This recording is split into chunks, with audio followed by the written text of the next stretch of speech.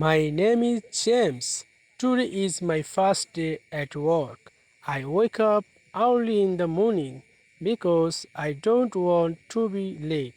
I take a shower, get dressed, and have breakfast with my family. My mother wishes me good luck before I leave home. I go to office by bus. When I arrive, my manager welcomes me with a smile. He introduced me to my teammates. Everyone is kind and friendly. They help me understand my work and answer all of my questions. At first, I feel a little nervous because everything is new.